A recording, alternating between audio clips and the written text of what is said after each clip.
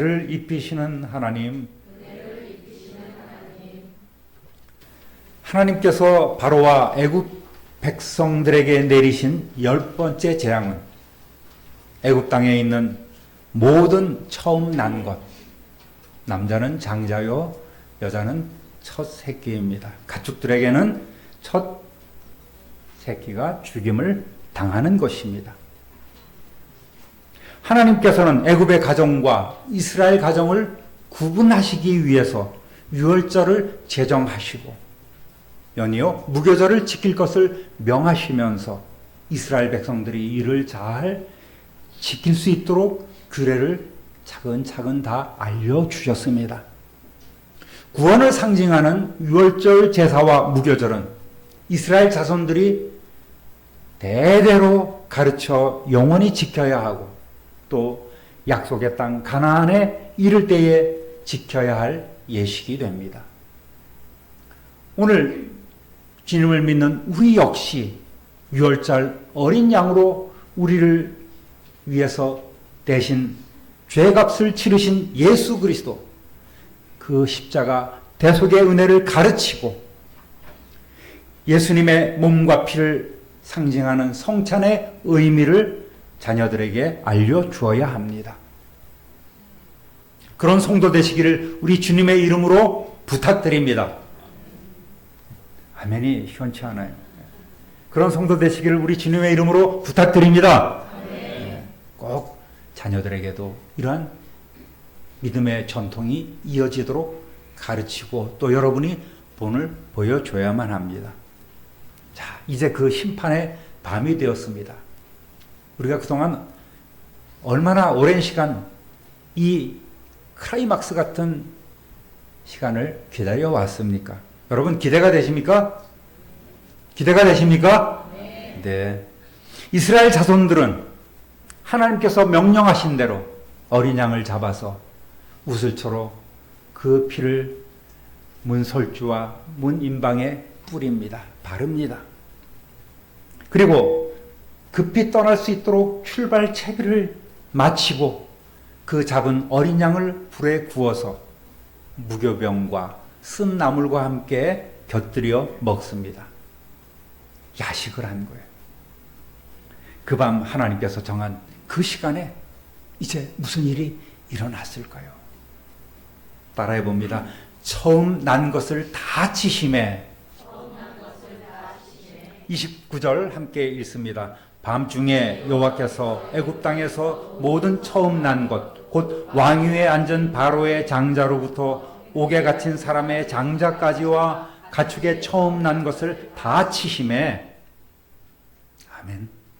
하나님께서 그 멸하는 천사들을 거느리시고 피를 바른 이스라엘 백성들의 집은 6월 넘어가고 또 넘어가시고 피를 바르지 않은 그 왕궁으로부터 모든 애굽인의 집에 맷돌을 돌리는 여인의 아들까지 또 감옥에 있는 모든 죄수들이나 노예들, 포로들까지 이 재앙을 피할 수 없었습니다. 30절 읽어보겠습니다. 그 밤에 신하와 모든 애굽 사람이 일어나고 애굽에 큰 부르짖음이 있었으니 이는 그 나라의 죽임을 당하지 아니한 집이 하나도 없었습니다. 출애굽 당시에 애굽을 통치하던 파라오는 아멘호텝 2세로 알려져 있습니다. 그런데 그의 왕위를 계승받아야 될 장자로부터 하다못해 죄수나 포로의 장자까지 가축에 처음 난 것도 예외 없이 다 죽는 거예요. 애굽 안에 거주하는 모든 외국인들도 노예조차도 이 재앙을 피해갈 수 없었습니다. 급성 전염병이 아닙니다. 그러면 모든 사람들이 그 병에 걸렸어야죠. 사람이나 짐승이 공통으로 감염되는 인수 공통 전염병이라고 얘기하죠. 그런 특정 질병도 아닙니다. 그저 모세를 통해 미리 예고하신 대로 마치 핀셋으로 찝어내듯이 장자만으로 제한된, 철죄된, 그리고 강력한 하나님의 초자연적인 심판이 그 밤에 이루어진 것입니다. 한밤중에 애굽 경내 모든 집집마다 놀람과 비명과 탄식과 통곡 소리가 나기 시작합니다. 한 집, 두 집, 세 집. 온 애굽 집안마다 이러한 변고가 일어났습니다. 할아버지든 손자든 아버지든 장자는 모두 죽음을 면치 못했기 때문에 우리는 나는 차남이고 난 자식밖에 없어. 나는 딸밖에 없어. 그런 집도 그들의 아버지, 할아버지 또 사위나 그 통해서 이러한 죽음을 맛보지 않는 집이 없을 정도로, 왜냐하면 친인척으로 다 연결이 되어 있는 것 아니겠습니까? 어쨌든 가족 공동체가 되어 있기 때문에 이러한 초상을 당하지 않는 집이 없었던 것입니다. 전에도 없었고 후에도 없는 대재앙이 애굽 전역을 덮쳤습니다. 따라합니다. 떠나가서 여호와를 섬기라. 31절 32절 함께 읽습니다. 밤에 바로가 너희와 이스라엘 자손은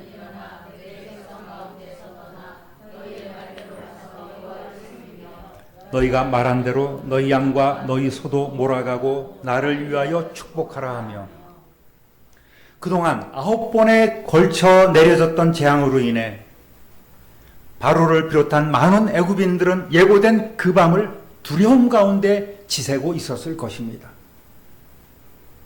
그런데 역시나 장남들이 갑자기 아프기 시작하는 거예요. 고통을 호소합니다. 그러다가 손 쓸 틈도 없이 죽어나갑니다.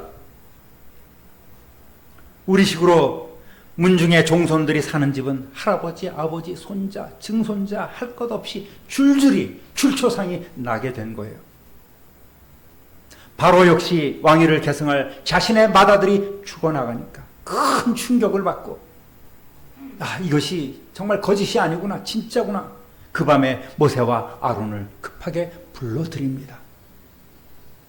모세는 이미 바로가 자신을 부를 것이라는 것을 알고 있었기 때문에 지체 없이 왕궁으로 들어갑니다. 예상대로 바로는 이제 하나님께 완전히 굴복하였습니다.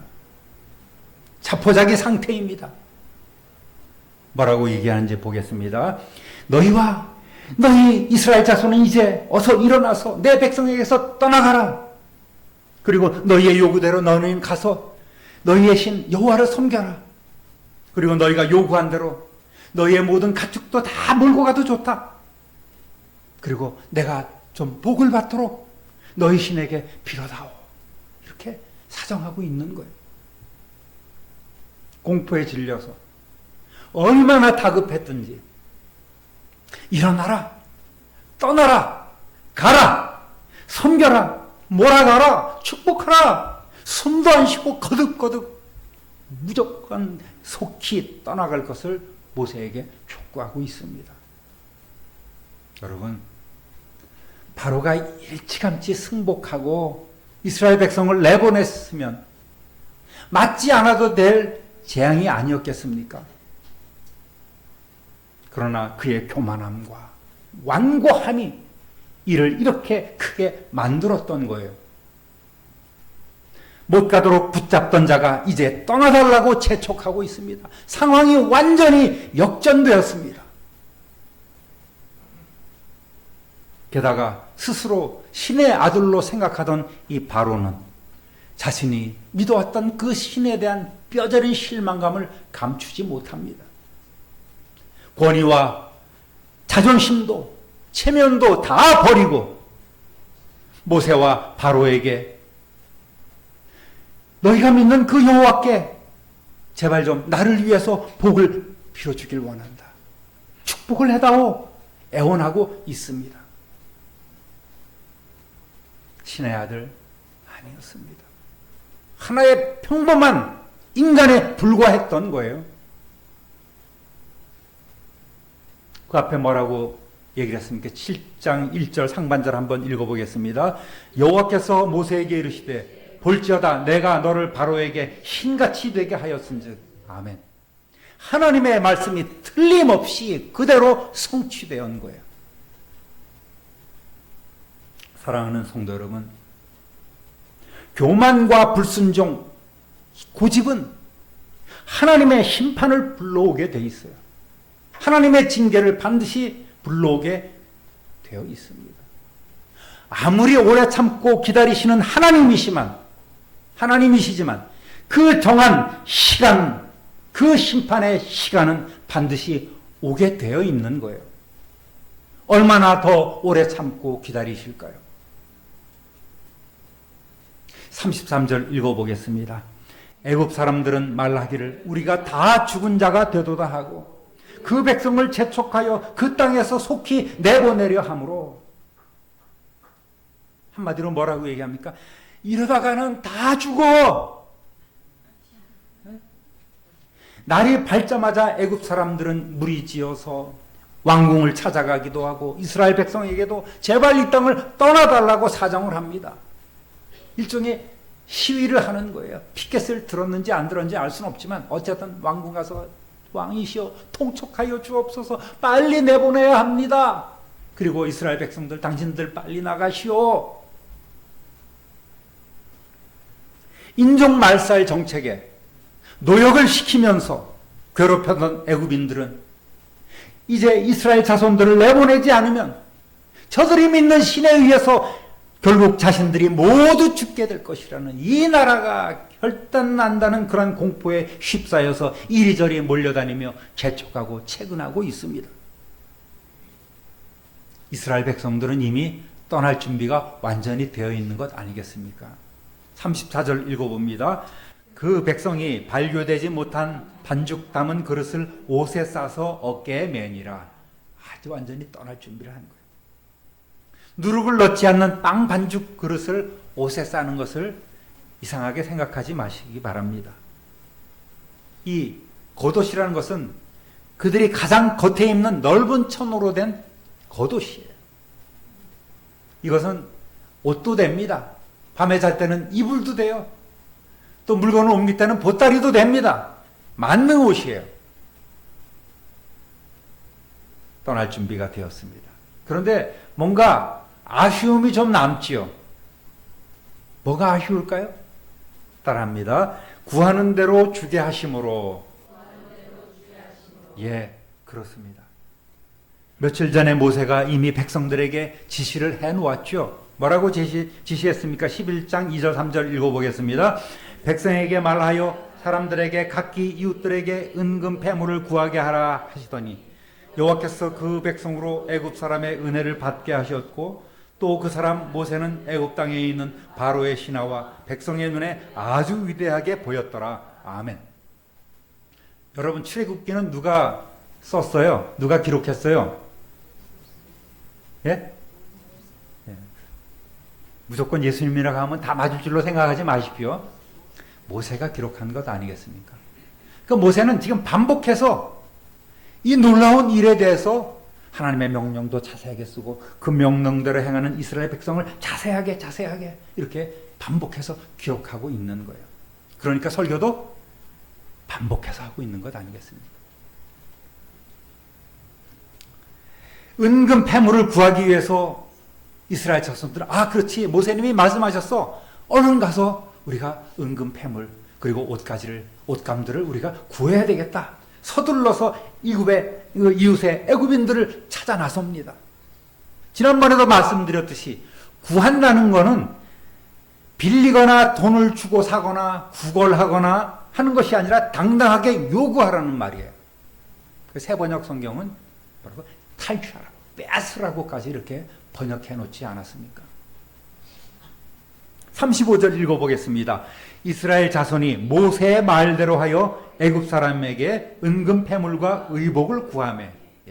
모세는 이미 그들에게 아주 위대하게 보이도록 하나님께서 만들어 놓지 않습니까? 그러니까 모세의 명령이니까 모든 일이 다 순조롭게 진행되어 가고 있는 거예요. 이 재물을 싸다 보니까 내가 가져온 옷감이 부족해. 당신들 옷감이 있어요? 겉옷 있습니까? 그거 내놓으시오. 거기다 싸주시오. 그랬더니 이 사람들이 막 갖다가 때려 붓는 거예요. 갖고 있던 모든 은금 패물들 다 내어놓고 있습니다. 빨리 떠나라는 거예요. 36절 읽어보겠습니다. 여호와께서 애굽 사람들에게 이스라엘 백성에게 은혜를 입히게 하사 그들이 구하는 대로 주게 하심으로 그들이 애굽 사람의 물품을 취하였더라. 아멘. 은혜를 입힌다는 말은 애굽 사람들이 이스라엘 사람들에게 뭐 은혜를 베푼다는 말이 아니에요. 하나님께서 이미 그들의 마음을 움직이셨다는 것 아니겠습니까? 그래서 애굽인들로 하여금 물질을 제공하게 하시겠다는 말이에요. 그 말씀대로 애굽인들은 아무런 저항 없이 그들이 갖고 있는 모든 것을 다 내줍니다. 그러니까 지난번에 하나님의 군대라고 표현했듯이 노예로 살다가 도망치듯 빠져나오는 게 아니에요.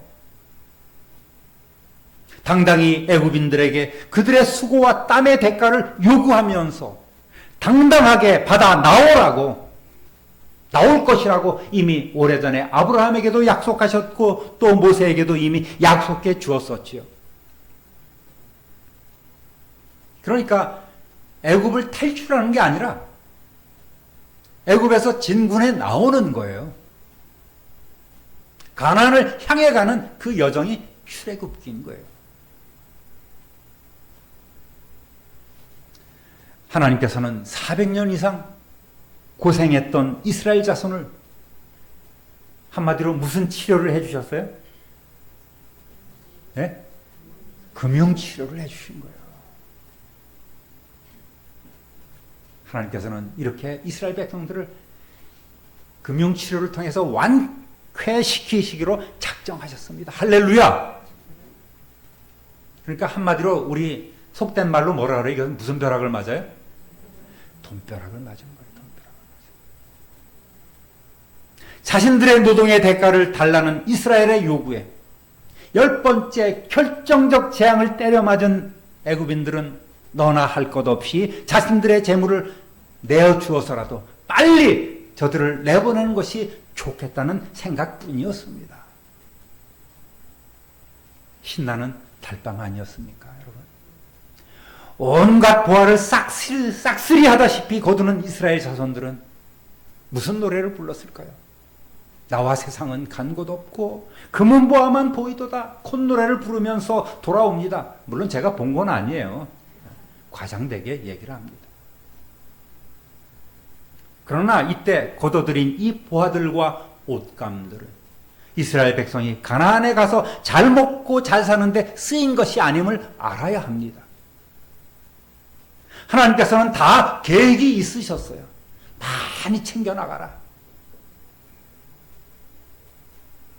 훗날 광야에서 하나님의 집, 성막을 짓는 데 쓰였습니다. 이 성막은 다른 별명이 있어요. 뭐예요? 무슨 집이에요? 황금의 집 아니겠습니까? 특히 이 성막 안에 있는 그 모든 벽체와 모든 기구들은 다 황금으로 만들었습니다.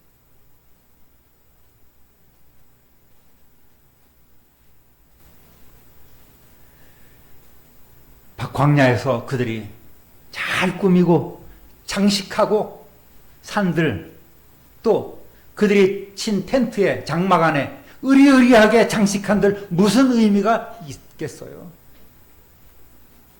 다가올 정복 전쟁을 생각한다면 여러분 그들에게 필요한 것은 전적으로 하나님에 대한 신뢰요 순종인 것입니다.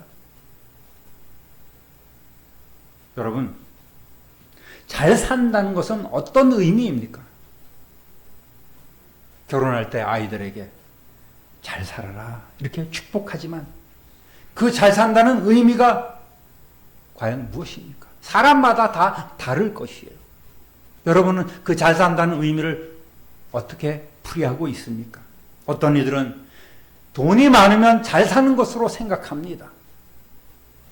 미쉐린 식당에서 맛난 것도 사 먹고 명품을 쇼핑해서 또 몸도 잘 가꾸면 그것이 잘 사는 것으로 생각할 수 있어요.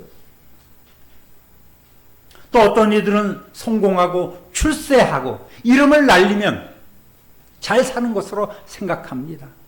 선남 선녀가 만나 사랑을 이뤄서 결혼하면 잘 사는 것으로 생각하고 또 건강하면 잘 사는 것으로 생각할 수 있습니다. 제가 아는 어떤 집은요, 부부가 사는데 한 달에 비타민 값이 60만 원이라는 거예요.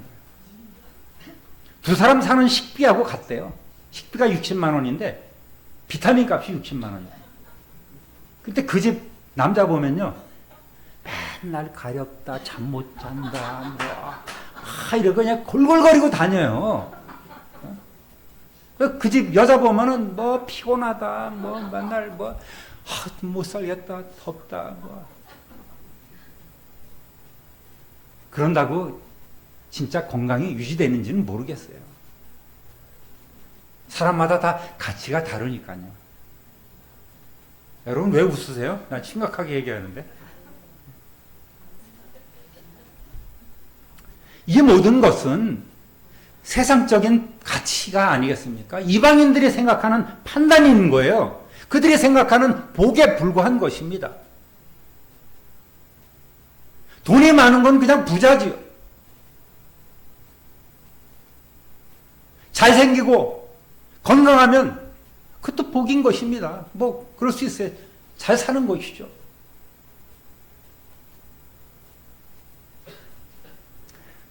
여러분, 그렇다면, 그런 것이 진짜 복이라면, 왜 재벌들은, 돈 있는 재벌들은 왜 그렇게 부모 자식 간에, 형제 간에 이렇게 싸우면서 또 권력을 움켜쥐었던 이들은 왜 그렇게 하나같이 비참한 최후를 맞이하고, 인기 있는 연예인들은 뜬구름 잡다가 사람의 입에 오르내리는 그런 대상이 되는 것입니까? 그것이 잘 사는 것입니까? 사랑하는 우리 참빈누리교회 성도 여러분, 하나님의 자녀가 된 우리가 진짜 잘 산다는 것은 우리 주님의 명령에 순종하며 살아가는 것임을 믿으시기를 바랍니다. 하나님의 뜻에 순종하는 거예요. 하나님의 뜻대로 살아가는 것 아니겠습니까? 내가 잠시 맡아 있는 것, 그 모든 것이 바로 주님의 것이고, 때로 주님을 위해 다시 사용할 줄 알아야 되는 것이 참된 지혜인 거예요. 다시 한번 말씀드리지만, 하나님의 명령은 대충 흉내만 내거나 이것저것 따져서 내 편의에 맞게 가감하여 지켜서는 안 됩니다. 이것저것 따지면 하나님도 이것저것 따지시고 안 주십니다. 하나님께서 명령하신 성경 말씀대로 지켜 행해야만 합니다. 앞으로 우리가 계속 배워나겠지만, 순종할 때, 또 순종하여 믿을 때에 우리의 삶에 형통함이 있고, 자녀들이 잘 되고, 순종하여 하나님 나라를 먼저 구할 때에 잘 먹고 잘 마시고 잘 입을 수 있는 세상적 복도 주시는 것입니다. 하나님께서 하시고자 하시면 하룻밤 사이라도 이렇게 상황을 바꿔 놓으십니다. 할렐루야! 그런 분이 우리가 믿는 하나님 아버지 아니겠습니까? 사람을 보면서, 세상을 보면 만족함이 없어요. 우리 주님 한 분만으로 만족하신다면 여러분의 인생이 달라질 것입니다. 어떤 사람들은 아유, 목사님 그냥 냅둬요. 이렇게 살다 갈게요. 그렇게 말씀하신다면 정말 그렇게 될 수밖에 없어요. 그것을 원하십니까? 이 시간 이후로 우리의 모든 것의 모든 것 되시는 주님께 더욱더 충성과 진실한 헌신이 있는 그러한 삶을 살아가시기를 우리 구주 예수 그리스도의 이름으로 축원합니다. 그럴 때 하나님께서 여러분을 붙잡아 주시고 여러분을 그 권능의 손에 붙잡아 한 세대 위대하게 쓰임받는 주님의 도구로 삼아 주실 것입니다. 그러한 믿음으로 이 시간 이후로 힘있게 살아가는 저와 여러분 되시기를 다시 한번 우리 주님의 이름으로 축원합니다. 축원합니다. 축원합니다. 존귀하신 하나님 아버지, 크신 사랑과 은혜를 진실로 감사하고 찬송합니다. 하나님의 정하신 바에 따라 심판의 날이 닥쳐왔고 애굽에 있는 모든 사람들은 왕으로부터 종들, 노예에 이르기까지 어느 하나도 이 장자 또 짐승의 첫 것이 죽는 재앙을 피하지 못했음을 오늘 저희들 말씀을 통해서 다시 한번 확인했습니다. 이 시간 우리에게 주시는 하나님 아버지의 명령을 마음에 새기게 하여 주옵소서. 명령대로 순종하지 않고 버티다가 큰 심판의 급함을 피하지 못한 이 바로의 어리석음이, 그 완악함과 강팍함이 결코 우리의 삶에 있지 않도록 먼저 주님 우선의 삶을 살아가게 하여 주옵소서. 성전 우선의 삶을 살아가게 하여 주옵소서. 예배 우선의 삶을 살아가는 지혜로운 성도들이 되게 하여 주옵소서. 먼저 하나님의 나라와 의를 구하는 참된 지혜를 우리에게 허락하여 주옵소서. 그리함으로 이 모든 것을 채우시고 더해 주시는 하나님 아버지의 놀라운 은혜와 사랑을 체험하는 우리와 우리 자손들이 되게 하여 주옵소서. 감사와 찬송과 영광을 하나님께 돌리옵고 우리의 능력이신 예수 그리스도의 이름으로 축복하며 기도드립니다. 아멘.